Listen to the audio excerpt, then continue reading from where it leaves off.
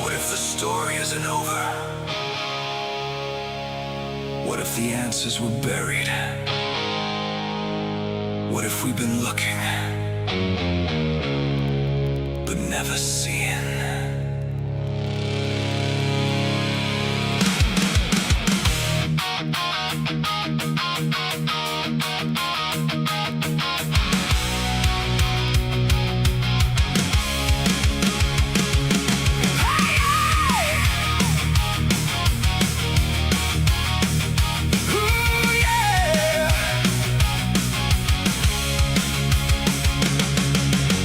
Ancient footprints in forgotten stone, maps that charted worlds unknown, voices hidden in the desert sand,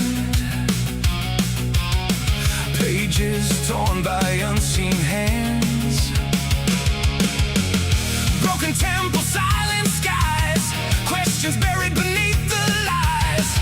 Every answer breeds a doubt, every mystery calls us out. They said believe, don't ask why, just close your eyes and pass on by. But shadows move behind the wall, and sometimes truth is strangest of all. Question everything, question everything. The stories they tell, the things they conceal, the ones that won't heal, the secrets revealed. Question everything, question everything. Through the darkness we ascend into devil's advocates beyond.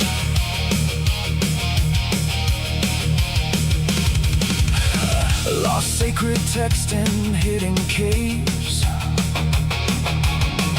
words that survived 1,000 graves. Watchers staring from the stars, ancient lights on distant shores. Science finds what science knows, yeah, deeper currents still may flow. Signals buried in the noise, whispers underneath the void. A ghost in time, a fractured clue, a strange event nobody knew. The universe refuses chains, and every answer changes names. Question everything, question everything. The books they burn, the truths erased, the missing years, the empty space. Question everything, question everything. Follow wonder to the end, into devil's advocates beyond.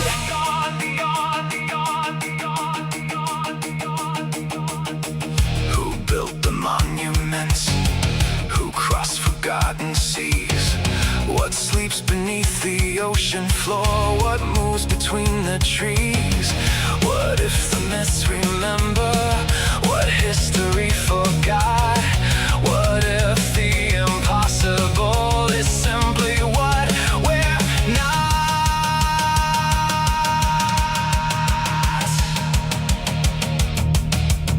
Think for yourself. Fear no question, fear no answer. The search is sacred.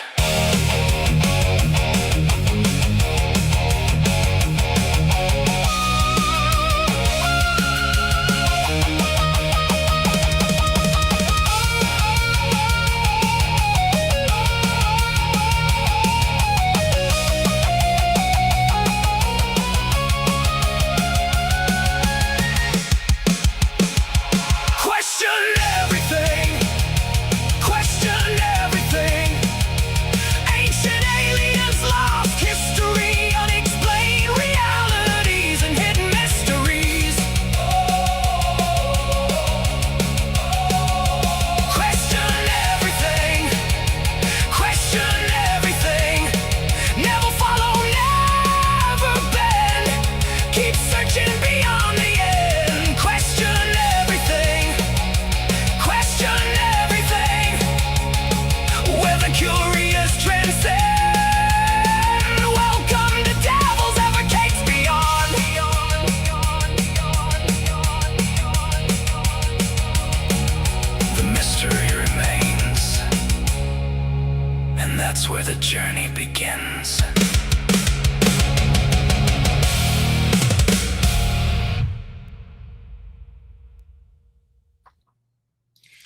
It never ceases to amaze me that AI dude gets a lot of love from a lot of the ladies. It's kind of amazing. But anyways, welcome to our Beyond channel. I love it. That AI video, which was kind of thrown together just to give us a placeholder, has really been kind of a theme for the show. The White Rabbit, the whole mystical going through the portal and kind of traveling through the universe and all that kind of shit is kind of a theme for my show.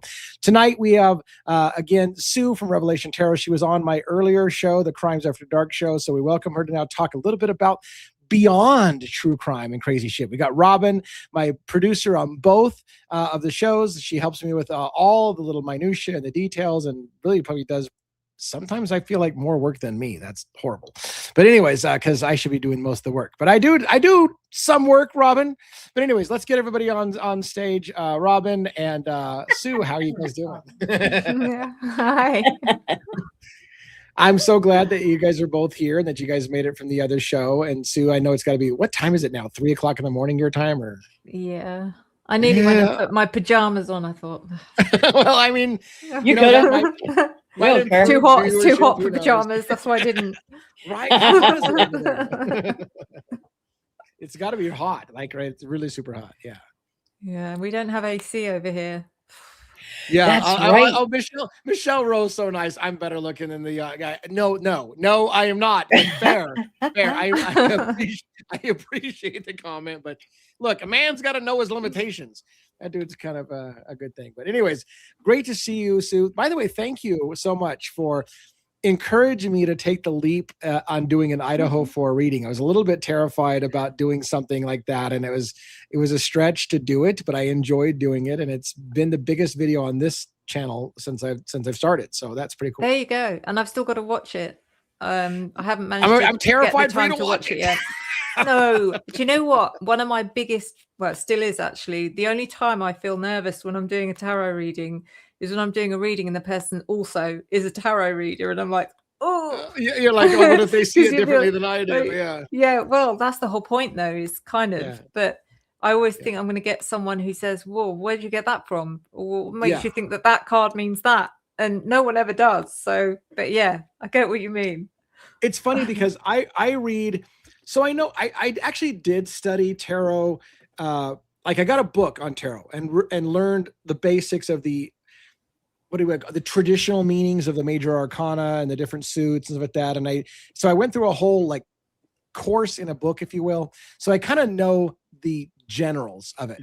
But at some point I really moved to intuitive reading because I felt to myself that symbolism is really a relationship between you and the symbolism. And let me give you an example, Sue, and I want to ask your opinion about this. Like in Japan, for example, a dragon might be a sign of good luck. But in the United States, we consider a dragon to be kind of a fire-breathing, kill all the villagers kind of thing. And so it has a negative connotation for a lot of people. And so to me, the dragon, for example, wouldn't have universal across the globe symbolism, because it means when you see a dragon in Japan, it might mean a good thing. But if it's in America, you might think a bad thing. And so where I'm going with that is, so I kind of thought, well, maybe I should just be going on what the symbols mean to me, because I don't know that it's universal. But then I think of, and I just want to, I'm going to shut up, I swear, Sue, I'm not strong at shutting up, but I think of Carl Jung and some of his archetypes and the ideas of that there's archetypes that are universal. What do you think? Do you think symbolism is something that's universal across the planet? Or do you think that your culture determines the symbols and what they mean to you? I mean, as far as doing readings or any kind of spiritual work is concerned, symbols are so intrinsic in that, and it is, I think it's personal, and it's also, there's so much, that question, there's so much to kind of add to that. For instance, if you're doing a tarot reading, you have to look at the other cards around the card that you're looking at to see how it fits. So if the reading is coming across as negative in some way, and then bang, you've got like the sun in the middle of it, and it's like, well, this that's out of place. This doesn't fit. But then every card in a tarot deck can be negative, it can be positive, it can be, it's how you read it. And the sun, I think, oh, how can the sun be negative? And it can be, because the sun is dangerous, it burns you. It's like, stare too long and it burns your retinas. And exactly. So there's always ways to look at any kind of symbol to mean, and you shouldn't think about it too much. It should be, well, this, whatever it happens to be should mean this, but actually I feel like it means this. Go with your feeling, not with the, with the book meaning. Always.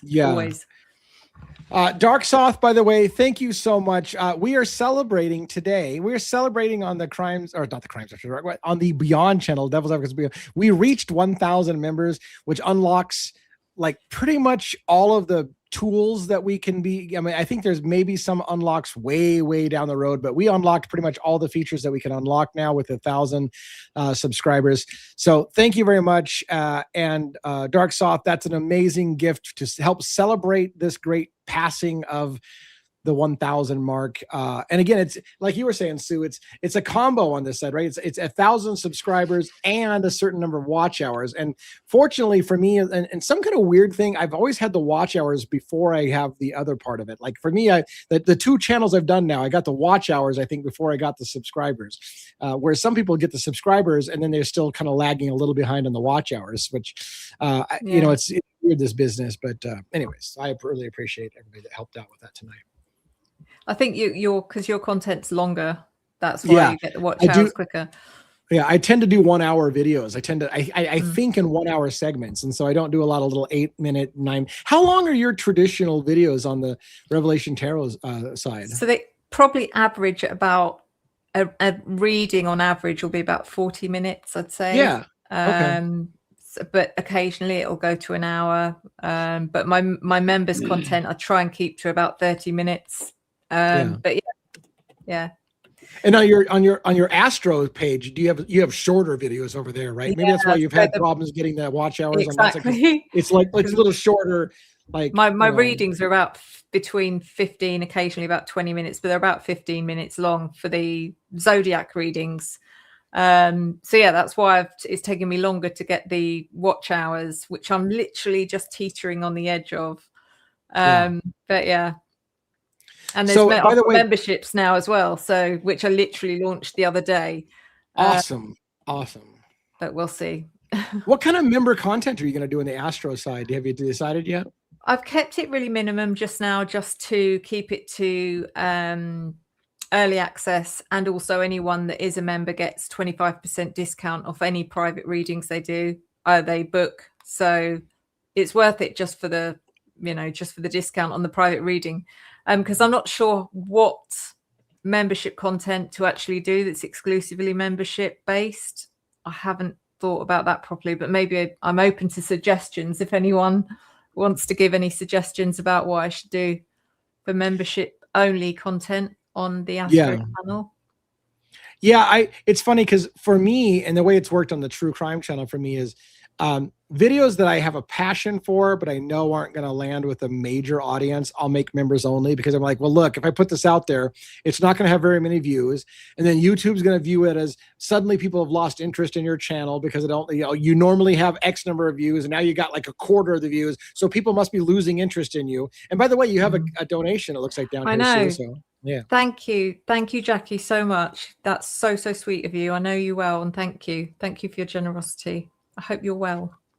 So yeah, so for me, and maybe I play too much with the numbers. Like I'm kind of a guy who I like analytics, but maybe I play too much with the numbers. So I'm like, well, I'm not going to put that video out there if it's going to suck, because that's going to hurt my whole channel. And other people are like, just be you, man, just be you at all times and put it out there into the ether and see what happens. But I don't know. Yeah, exactly. I know what you mean with the memberships though. It's difficult to try and get it right, because I feel like sometimes if you do too much membership stuff, then it's, people that can't afford the memberships are going to be like, well, why are you favoring memberships, and it's like, I don't know, it's hard to get the balance right with memberships, I think. And Gypsy, by the way, Sue does have the other channel, and I'm trying to collaborate. I don't know if that's the right word, but I'm trying to collaborate with Sue to do some astrology type stuff. So she's got a channel that's more geared towards astrology, and I've always had an obsession with astrology. Sue's way ahead of me on the astrology side, but I want to work with her to kind of like, hey, let's take the approach of let's learn it together and then teach it, because that's the best way to learn. Like teaching other people what you've learned is the best way to learn. So yeah, and there is so much to learn about astrology. I know the bare, slightly more than most people, but that's it. So yeah, and it is just, you can keep learning for years and years and years, and you still haven't covered it. So yeah, I think it'd be fascinating. Hopefully everyone else thinks so too. I can tell you that, from an astrology standpoint, I just did a video kind of teasing that you and I might be doing astrology together. And that video did pretty well. And a lot of people said they want to see us talk astrology. I did it's like I did a natal chart at a website called something Cafe. Astrology Cafe, I think it's called. Astrology Cafe. Or Astro Cafe. Yeah, that's what I'm trying. Like, is it Astro Cafe? I think it's Astro Cafe. Anyways, I did a natal chart through them, and it's funny because I understand, and I don't know if you want to get into this right now, but I understand there's a difference between the Vedic astrology and Western astrology, right? And so then it's like, well, which astrology system are you using? And when I first got it, I was like, hey, look, I think I want to learn about astrology, but I was like, well, which one do I study? Do I study Western astrology or Vedic astrology? Do you have a feeling on which one you think is more accurate, or do you feel like they both do the same thing, but they just have used, like, what do you feel about the difference between those two different astrology?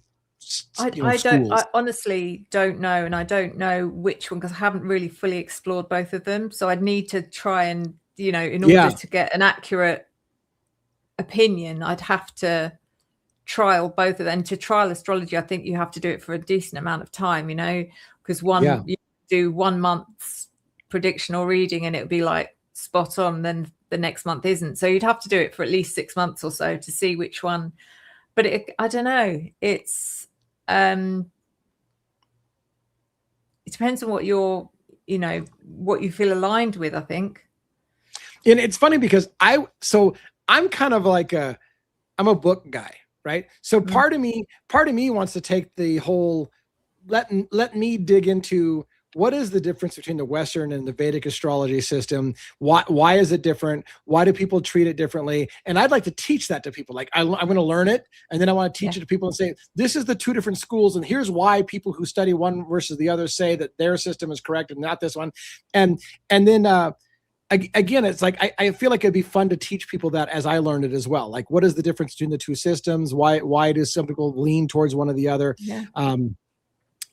I've always been fascinated. I'll tell you this. I've got a book. I wish I had it. I'm looking around like I'm going to find the book, but there's a book on my shelf. It's a really thick book, and I can't remember who wrote it, but it's called America's Secret Architecture: The Founding of America by the Freemasons, essentially. And it's funny because what it is it's a really big scholarly book that explains that major things in the United States were founded and established on astrological dates. Like they literally picked a really shitty day to build something or do a ceremony, but they did it because the date was important because of what was going on in the stars around them. And Washington, D.C. happens to be one of the biggest cities in the world as far as astrological symbols on their streets and on their buildings and stuff like that. They were obsessed. The Freemasons who built the country were obsessed with numerology and astrology and stuff like that, and they built it into the street patterns. Like the very streets of DC are laid out in a certain way, and the buildings have. And I was fascinated. And this big book was very scholarly, and at the very beginning, it was written like the preface was written by the head of NASA, who said that everything in this book is legit. Like, this is what we did when we built Washington, D.C., and all the people that built stuff, they did things on certain ceremonial days because they believed it was going to get blessings by the gods to bless our new nation and all this shit like that. And I find that fascinating from a historical aspect as well. Yeah, it is. There's so much to it. And I mean, when you think about the patterns as well of historical events that have happened, and similar things have happened because certain planets have been in alignment, and then they repeat the next time it happens, something else happens which is similar, and it's like you can't deny it. It's they have energetic influence on our planet, on every planet, on people, Yeah. And it's funny because even myself, I've had experiences with the paranormal my entire life, but then the analytical brain takes over and I'm like, well, am I just, I'm always looking for the explanation behind what I experience. Robin, I swear I'm going to get you involved in this conversation, by the way. We're here, Sue and I are having this whole conversation and you're just kind of sitting in the wings. But anyways, my mind goes to, I want to study it and understand it from a scientific basis as much as possible. But then I acknowledge that certain parts of it are not scientific. You just kind of have to, you either believe or you don't, and it either works for you or it doesn't, kind of thing. So I guess, Robin, to ask you, what is your interest in astrology? Do you have an interest in astrology, tarot? I'm forming this whole channel and you're helping me out with it. Funny you guys mentioned that. I told Sue it was about, what was it, Sue? I think it was about like a month and a half ago. Okay, I write a lot of Native American characters, so I do a lot of research into Native American, lore and so forth. And so I had ordered what I thought was just a book on the Lakota traditions and spirituality and that kind of thing. Well, lo and behold, when I got the book, included with the book is a deck of Lakota tarot cards. And I took pictures and I showed Sue and I was like, I have no idea what to do with these. And she said to me, well, obviously you're meant to use them if you received them. Because I had no idea that they came with the book. Like it didn't say in the description when I bought them. So I have no idea how to use them. I haven't had a chance to go through the book. So you guys could teach me. So I have no clue what I'm doing. But I'm fascinated to use them and to see how they differ from other tarot decks. I didn't know that there were Lakota. Yeah, it's not one I'm familiar with. There's a Lenormand. Is that what it's called? I think Lenormand's another form of tarot, which I've kind of dipped my toe into, which I've got here somewhere. One second. Here it is. So this little tiny deck. I mean, this is just it. It's not. They're not all this tiny, but this particular. But again, without even knowing the kind of the actual meanings, you've got things like the mountain. I don't know if you can see that. Yeah. So you've got the mountain, you've got the bird. But you could do a reading without me. I could do a reading without having to, and I have used these on my channel. I don't need to know the meanings as such because the pictures are telling you the story, and that's what you should do as well, Robin. You should just get yourself a notebook and pen, take one card out, do some shuffling, take one card out of the deck, put it in front of you and go, right, I'm just going to go write down what I feel, and then look up the meaning. Then look up the meaning and see what ties in. Okay. I mean, and they're beautiful cards. I mean, they really are. I mean, this is just, oh geez, my back. Yeah, you're Never mind. Anyway, I'll have to do that and then let you guys know what happens because I mean, they're beautiful cards and I was so shocked when I got them. I was like, I have to tell Sue right away. So I want to talk a little bit about, we're spending a lot of time about tarot, but we want to get into astrology too. And again, but I want to show you, like, I've been so blessed. So I've had a wish list on the True Crime channel of various things I might want, like equipment or whatever, like a microphone or whatever. And I don't really talk about the wish list. And so it just kind of sits there and does absolutely nothing. And then on this channel, brand new channel, I'm like, I'm just going to put a wish list about decks that I'm interested in, especially since I've always worked with tarot decks as a fascination.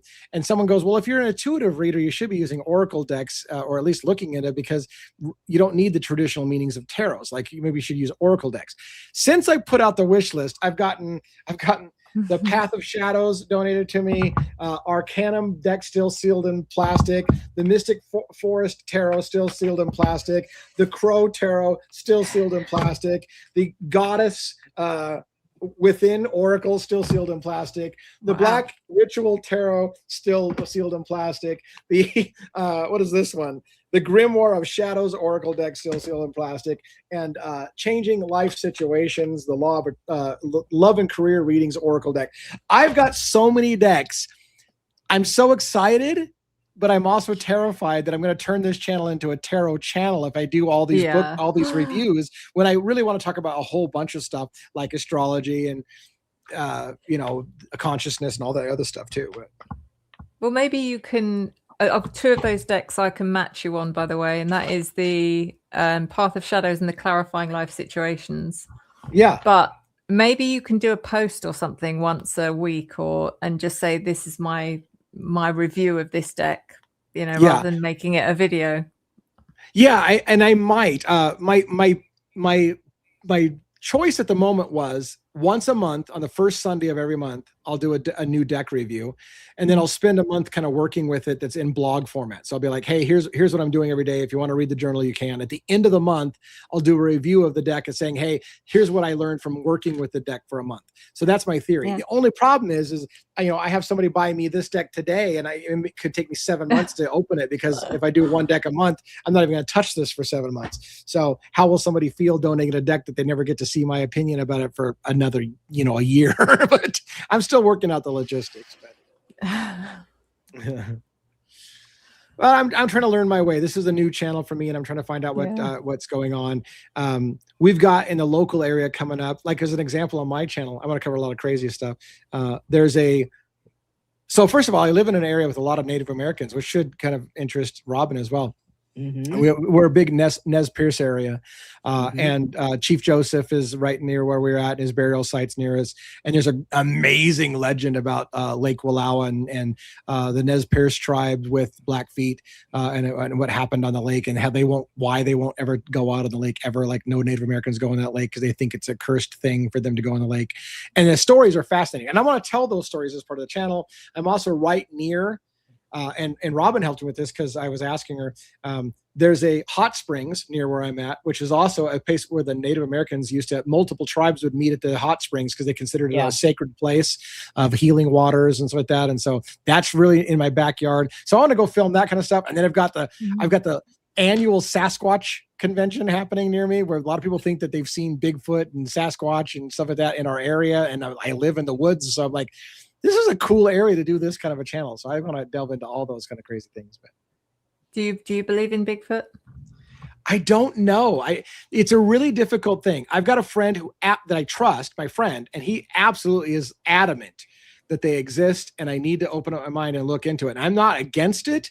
But the skeptic part of my mind is like, why have we not, like, why do we always have shitty photographs of scats? Like, why can't we get a really good definitive, like, here's a photo, right? I'm telling you, Bigfoot is an interdimensional being. Right. That's what a lot presents to us in a certain way. That's what I believe. I believe that Bigfoot is real.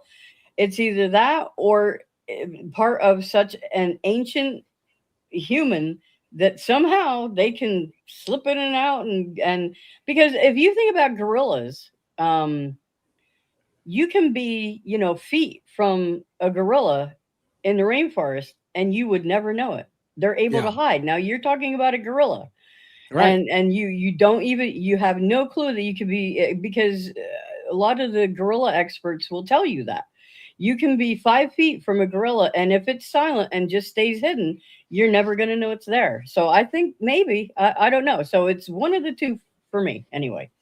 What do you think, Sue? Do you have any feelings about it? It's not something I've kind of delved into, but I do compare it to things like the Loch Ness Monster. I don't know, things like that. Yeah. But my thoughts are, if it's real, then there's more than one of them. They have to have bred. There has to be several. And are they all over? Has there been reports all over the United States? Yes. And have my feeling is it an animal that's actually evolved to be highly camouflaged? Right. Yeah. Right. Troubled Ocean thinks that they're just natural. They're actually blurry. Like the reason why they look blurry in photos is because they are blurry. That might be an answer. I mean, to be fair, like I am open to it. I've got friends who have said they've seen them, that they've had interactions, some crazy stories, and I want to kind of delve into some of those stories and keep an open mind about it. And we live in an area where we have a train ride that's called the Sasquatch train ride, and the locals will take you and show you on the train ride places that are traditionally stories are involved about sightings and stuff like that. So I'm kind of excited to do that and kind of film it for our Beyond channel and look into those kind of options. But yeah, I think, by the way, the funniest thing I like is with Bigfoot, there's a t-shirt that says world champion, hide and seek champion for 100 years kind of thing. Like, cause nobody ever sees Bigfoot. So apparently he's the the world's leader in the hide and seek competition for a long time running. So someone just mentioned that. So is a Yeti and Bigfoot the same thing? Yes and no. From my understanding, a Yeti is kind of from a different. It's from a mountainous region in a snowy area, and traditionally Yetis are like white furred, whereas whereas Sasquatch are like brown furred, and they're more like in tropical or not tropical forests, but like your traditional temperate forest, whereas a Yeti would be like a snowy type region. So it's like a cousin of them. I think the Yeti is considered like a cousin of Sasquatch. It's along the same principle as a lot of other animals. I mean, you have your snow foxes, and then you have your red foxes, and they're from different climates. And so that is the Yetis are very, like you're saying, kind of a cousin, but they're just from a different area of the world. Right. So is that what I'm showing my age now, but is that what they used to call with the Yeti, the abominable snowman? Yeah. A Yeti was probably most closely associated with the abominable snowman. Yeah. It's interesting. And I think somebody said Nepal. I think Nepal is an area where the Yetis are supposed Nepal. Yeah. So I do think with today's technology, though, I think how come no one's actually captured it yet? It's like, I don't know, but yeah. Which is why some people say, and again, I don't like to poo-poo on people's belief systems. Like people say, well, they're actually like Robin said, they're interdimensional beings. Like they can slip in and out of our reality. So if we get too close to them, they just phase out of our reality and we can't see them anymore, kind of thing. So and then that leads to the question, like, do you think that there are beings, spiritual beings that can take physical form and then disappear at will? And if that's the case, then why couldn't that being be something like that that has a physical form, but if they want to disappear, they can disappear? Just like maybe the opposite could happen. A non-physical entity could take physical form and somebody could see it for a period of time and then it could disappear again. Like, I don't know. I question what's the purpose. It's like if aliens are going to be living among us, then what's there would have to be a purpose or a reason, or not just to be here and enjoy the do you know what I mean? Screwing with us all the time to join in. This is a great planet, because it's really not, probably from an alien's perspective. It's probably like, why would you want to be here for a start? So I don't know. It's interesting. I think there is definitely unexplainable spiritual activity, which I don't know. It kind of is borderline. Is it spirit or is it alien? And I don't know. It's And I think for myself, I mean, I'm glad that we're having this conversation, because I think for myself, how do I say it? People have a paradigm of how they view the world. So if you're very religious, you tend to see anything paranormal as an angel or a demon. If you're not that way, if you come from a certain area, you might see everything as a fae, like a fairy or whatever.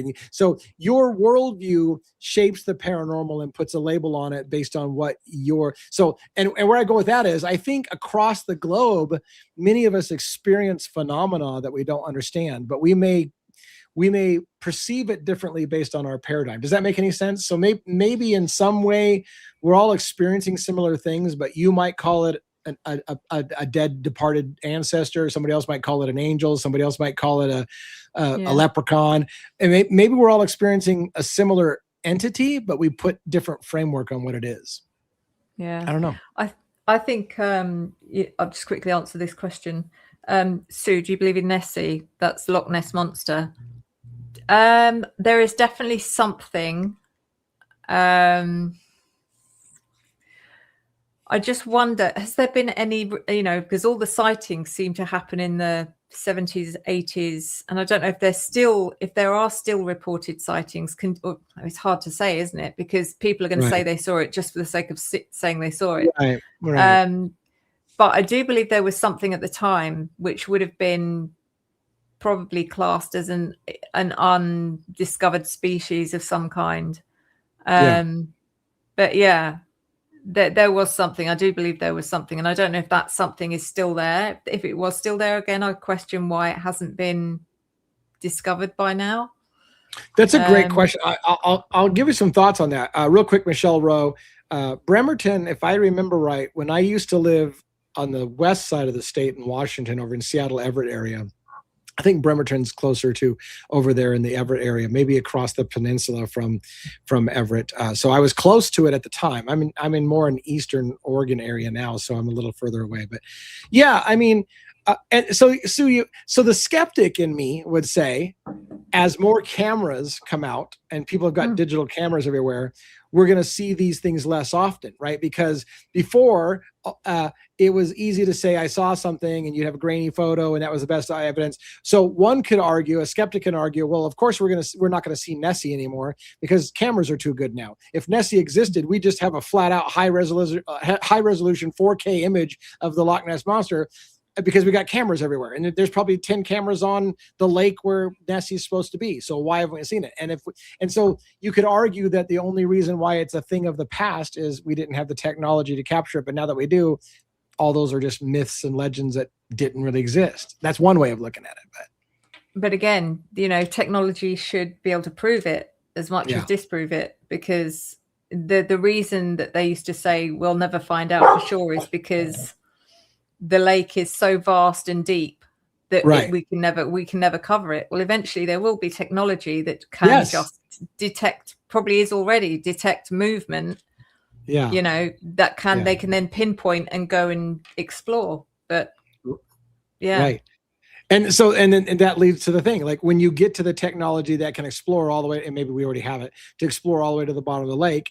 And if they can then definitively say, look, we've penetrated every inch of this lake with radar and stuff like that, and there's nothing down there, does it end the legend forever? Or then does it become it died at some point in the past, but it used to be in the lake and now it's not there, like, I don't know, Yeah. There will always be someone to say, well, I saw it, I captured it, and people can do anything now with AI. So, people can say they've captured it and make it look like they've captured it on film, on camera. Can you ever trust it? This leads to you and I discussion that you and I are going to hopefully have on Sunday, because we want to talk about some of those things that are caught on camera. And then the question becomes, why can't we get a great picture? Why is it always a little fuzzy, a little grainy, a little out? But I've heard you say it before. Paranormal events tend to happen at the peripheries, in our peripheral vision. When you're not, and when you focus on it, it's gone.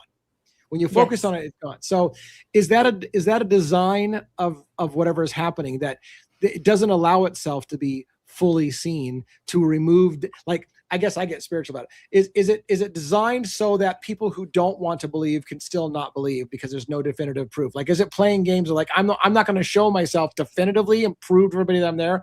There has to be an element of faith involved in it for you to believe in it. I don't know.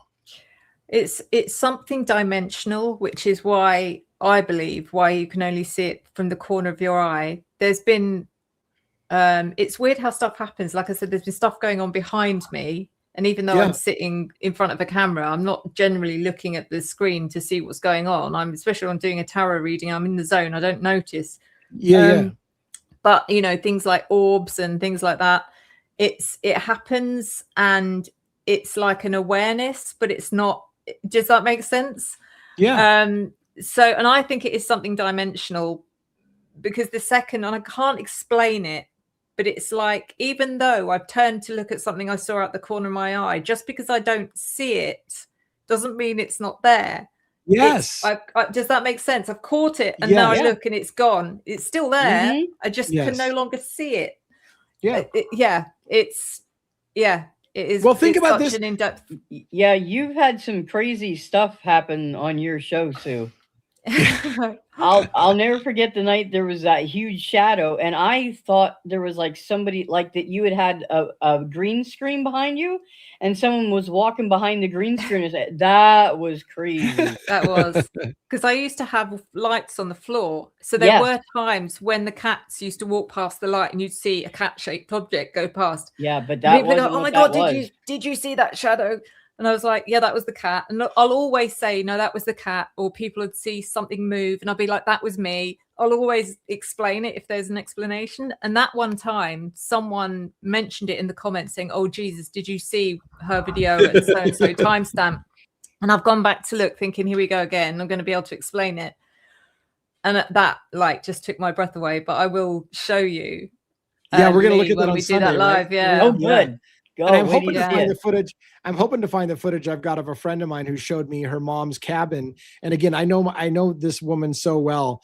When she shared it to me, she goes, "Holy shit, you're into this kind of paranormal shit. Can you tell me what the hell just happened on this video?" And when I looked at it, it looked like a smoke monster came up on their porch and went up to the camera and looked in it and then kind of dissolved and went away. And it's some of the craziest shit I've ever seen. And she goes, "Yeah, all kinds of weird shit happens in that cabin." And then my mom, something fell over in the house, and then we caught this on camera. And I was like, "Oh my God, that's some of the freakiest shit I've seen." And if I didn't know you personally, I'd say that was AI generated, but I know you, and you're not. I know you wouldn't screw with me. So it was crazy footage, and I'm trying to find it.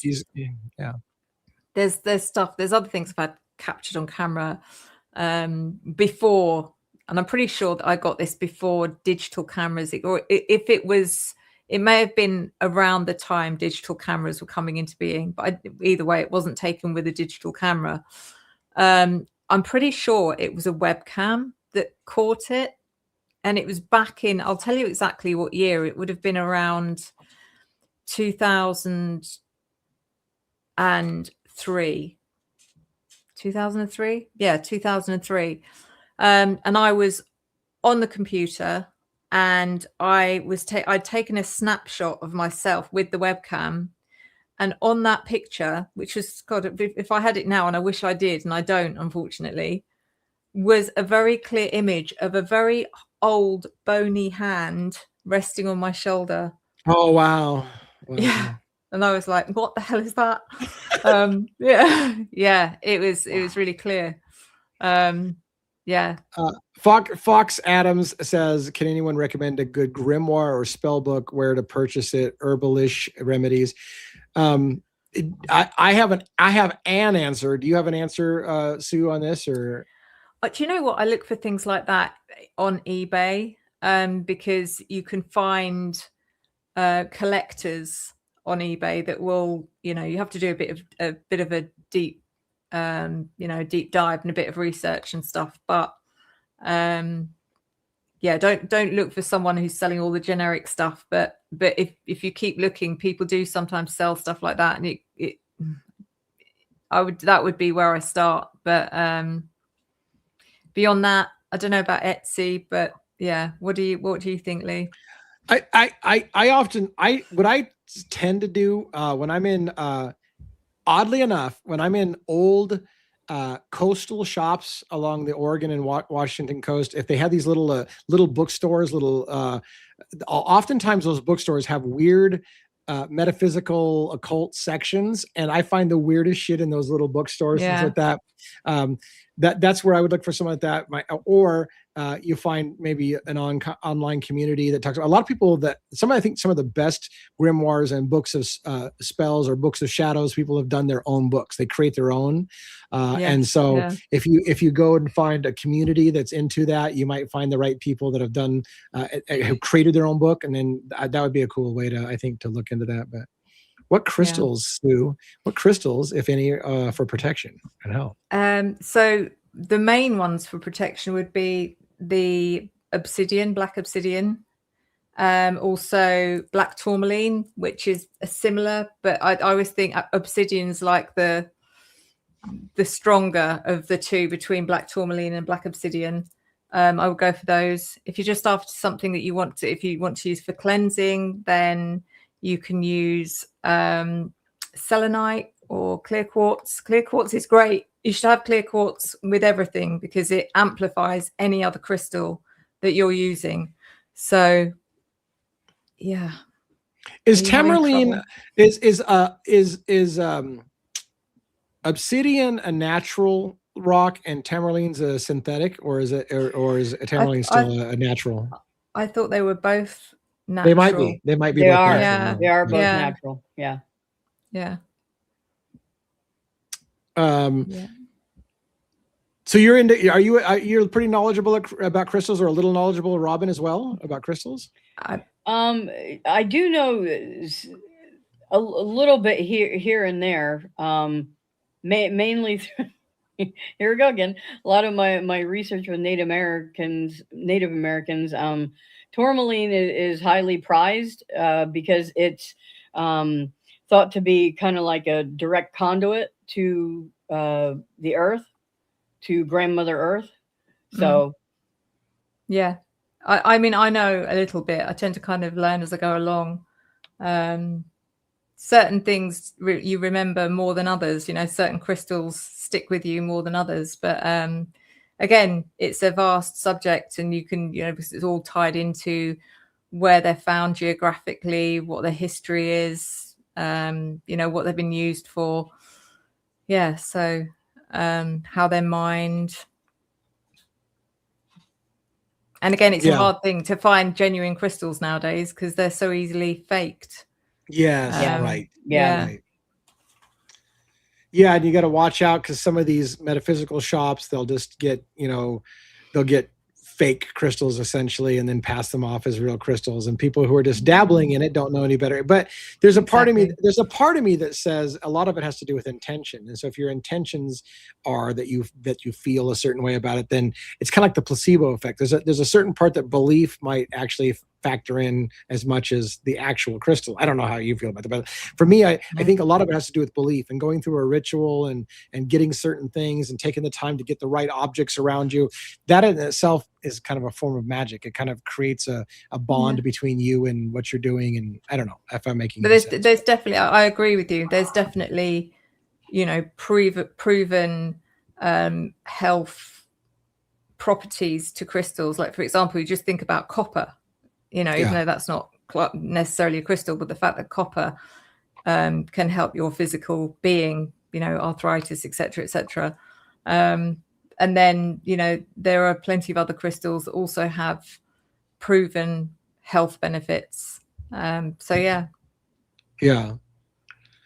What is this? JC Fitzpatrick, by the way. JC Fitzpatrick has donated some of these wonderful decks that I have right now. So thank you for that as well. Sue has a whole playlist of crystals. What is a playlist of crystals? As in, I've got a playlist on my channel. Talking about the properties of crystals. Yeah. On a weekly basis, I used to just look at one crystal at a time and do a deep dive on it. Very cool. Yeah. Well, I don't want to keep you super long. I know it's like freaking 4 a.m. coming up on your time now, by now, or is it 3 a.m? I can't remember what time it is for you. It is 10 to 4. 10 to 4. Oh my God. Yeah. So, is there anything you want to talk about tonight? I mean, I don't want to keep you forever. I wanted to celebrate our accomplishment of getting to 1,000 over here. I wanted to take that moment with you if you had it, because you were kind of still up and I kind of pushed you past your limit kind of thing. But is there anything you want to talk about before we go for the night? Yeah, I'm so happy that you're now, your channel is off and flying. Thank you. Yeah. And I'm looking forward to all of the stuff we're going to do together. Yeah. I just want to really just reach out to the chat and see, is there anything you'd like to see Lee and I do on our live streams going forward that's to do with, it won't really be true crime related, but there will be maybe some crossover stuff. But is there anything, Lee said our ideas are going to be to sort of do some in-depth stuff on astrology and maybe tarot as well. And is there anything else that you'd like us to do? Yeah, I'd love to hear it, because it's funny, because you and I, Sue, we're still kind of filling each other out on what are our where we connect and stuff like that. But I see people in both your chat and my chat who say they like the two of us together. They like the vibe that we have, and so we're still trying to figure out what it is we're gonna do together. But I know that we've got a good thing. I think we can do a lot of good. Really looking forward to exploring astrology and tarot with you, and again, getting you more involved on the true crime channel as well. I think that would be great. So I foresee, I'm a fortune teller. I foresee good things in our future, maybe. Definitely.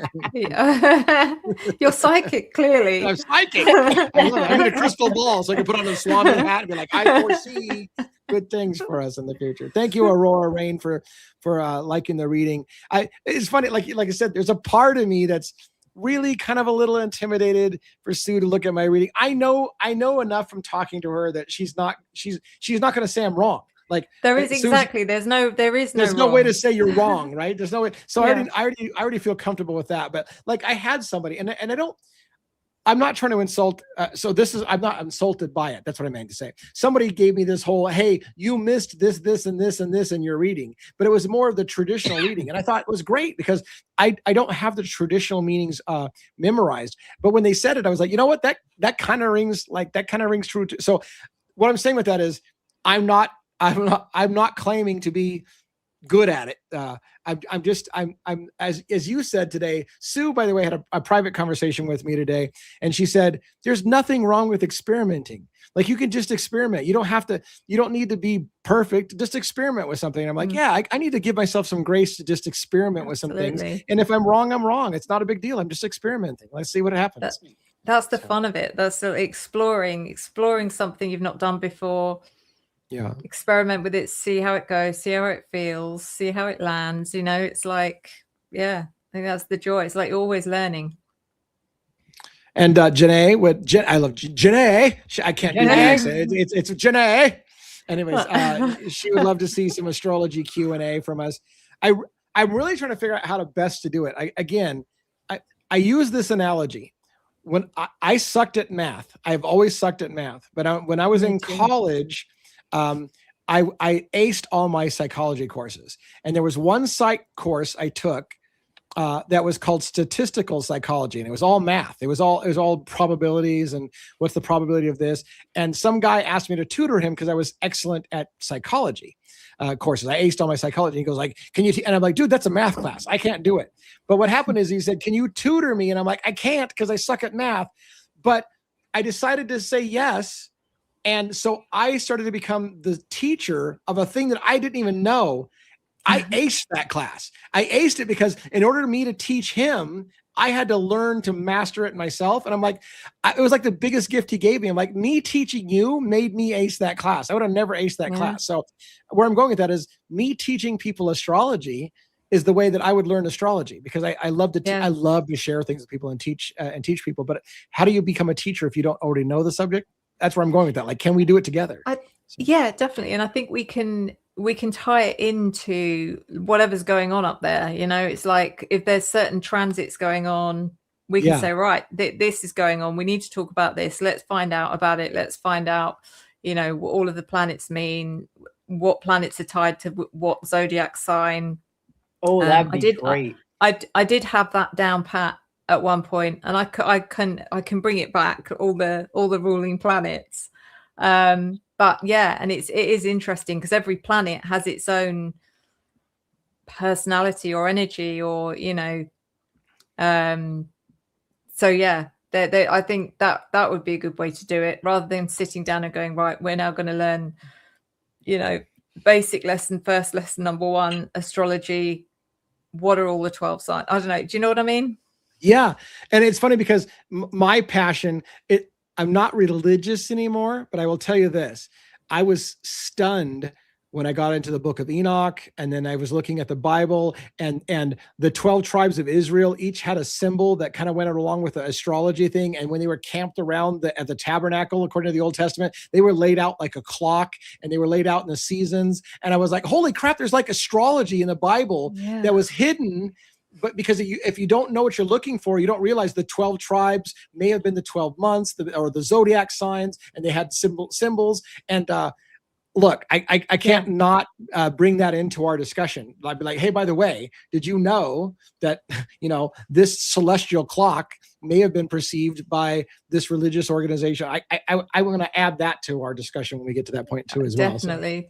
And that ties in the numerology, the symbology of why is 12 significant in so many different ways. It's in so many different, Why is 13 an occult number? That is a fascinating subject in itself. Why is 13 an occult number? I can't wait to share with you what I know about the number 13 and why it became an occult number. Anyways, we're going to have a lot of fun, Sue. And Robin, you're going to have fun with this if you can find time, because Robin's got a full-time job as well, and that's going to be tricky for her. Yeah, thank you for all you've done tonight. That's like you've been an octopus. Like, I know, I got my tentacles everywhere. Yeah. My pleasure. I'm having a blast. So yeah, I'm up for it. I'm excited. Ren Henninger wants you guys to talk about elementals sometime. Yeah. I'd love to. Yeah. And then we're getting we have some other stuff going on. They would like to know how to begin their own paranormal journeys with tarot crystal from the beginning. I don't know if you guys, that would be a members only type of thing you could potentially do, because it might not be something that would appeal to a whole broad, but so that's an idea for those who, and yeah, I love that kind of stuff. I do. I have what they call a heart of a teacher. I love to teach people things. I really enjoy. I love learning it and then sharing what I learned with other people. It's my passion. And somebody also wanted to know if you guys would ever do a dual reading on something, like together, sit down the same topic to see what each of you got, do a simultaneous reading to see. That would be pretty damn interesting. For me, I'm not against it, but I feel like I'm not in Sue's league with this kind of stuff. So I don't want to portray myself as being on par with Sue's abilities. So, but I mean, I'm not against it, but I'd feel a little bit like, don't consider me an expert in this by any stretch of the imagination. I just dabble in it, but But you don't realize, Lee, what an advantage you've got over me right now. Why is that? When I was learning tarot, I was able to read anything and anyone. Like literally, I do reading on myself, and I'd be like, oh, look. I can't do it now because I know too much, first of all, about the tarot, and I can't get out of my own way. So you could probably do a more accurate reading on, I don't know, we could do a reading on each other. Yeah. Oh, yeah. That would be cool. There's already some fun stuff. I mean, it would be, I'm not saying to do this, but it'd be fun to do like one of those double blind things where you do a reading and I do a reading and we don't tell each other what we're doing and then compare our results and see what happens. Yeah. Although that could be hugely embarrassing at the same time, but it also might be hugely fascinating at the same time. So who knows? Well, it would be, because here's the thing. The two of you together might tap into something super extraordinary if the two of you guys put your energies together. Think of it like that. So you might feed off of each other, and hell, you might solve the Idaho 4. Yeah, I was just thinking that. I was thinking we could literally do one card each, ask a question, whatever it happens to be, and then you draw a card, I draw a card. We both got our cards face down. And we both turn the cards at the same time. Yeah. You tell me what you think the card means. I tell you what I think my card means. That could be fun. That would be amazing. Yeah. Somebody had asked what did I just miss another comment that was pinned when I was trying to pin this comment? Shit, I suck. Anyway, someone was asking what is an elemental. From just to let you know that my opinion of what an elemental is. So think of the elements like rock, air, whatever. So an elemental would be like a being that is primarily composed of that. Like a rock elemental is a being that's made out of rock and and whether it's a spiritual entity or whatever, elementals usually mean it's like an air elemental, a rock elemental. I only know this because I played Dungeons and Dragons back in the day, and that's what elementals were. So it would be like the spirit that embodies the rock, the air, the trees, nature, elementals and stuff like that would be like, what we're talking about. Yeah. If you were relating it to astrology or tarot, then you're talking about the 4 elements: the air, water, fire, and earth. Because we're all a certain element. That you're water, because you're Pisces. I'm air, and Robin, what's your zodiac? I'm Leo, so I'm fire, right? Look at that. Yeah, we've almost got a full house. We need a 4th person. We'll have all the elements covered. Yeah, we need. Who's the Earth guy? What? Yeah. What's 1-1? 1-1. Now he did mention his I zodiac. think Taurus. He's Taurus rising. I remember him saying he's Taurus rising, so that's the same as me. But his sun sign. Did he say his sun sign was why do I feel like it was a fire sign? I can't remember. But He is a Pisces. Or Cat Farm says he's Aries. He's Aries. Oh, he's Aries. Why did I Aries. think he was Taurus? There you go. Okay. Yeah, he's Taurus rising. That's why. Yeah. Yeah. Okay. And then we got our cusp children as well. So we've got that. All right, let's call it good. Let's get Sue off to bed. Robin, it's even late for you, and I'll call it a night as well, even though it's a little early on the West Coast. It's only 8 o'clock here, but I want to be kind to all of our people out there. Thank you everyone for blending our communities. I hope that you subscribed to Sue from Revelation Tarot and Sue's Revelation Astro channel, and as well as my true crime channel, which is Devil Advocates 2024, and then this channel, of course, which is the Devil's Advocates Beyond. So hopefully you've got all of that sorted out, and you've given us love. Thank you for being here for our celebration of our 1,000 subscribers. So that now we've unlocked all the things. There's lots of members only content. I will do a lot of stuff that I just kind of feel like won't be all that great for the public, but I'll do a members only. So there'll be lots of stuff for you to see on the members only side. And then Sue and I will figure shit out and work more together. Sunday, we're going together at 11 a.m. Pacific Standard Time, which I think is 7 p.m. in the UK, right? What's the time zone called in the UK? At the moment, it's BST, British Summer Time. Okay. And that will change to GMT, which is Greenwich Mean Time. Right. So I was thinking Greenwich Mean Time. So that's it. Yeah. So I got to figure I'm going to have to figure that out. We're going to have to figure it out. You've got a lot less to figure out than me. How many? There's like 4 time zones have you got? Yeah. Like there 4 of them. Yeah. All right. Thank you, Robin. Thank you, Sue. Have a great night, everybody. We'll see you again on Sunday. Thanks, everyone. See you Sunday. Good night, guys. Bye. Bye.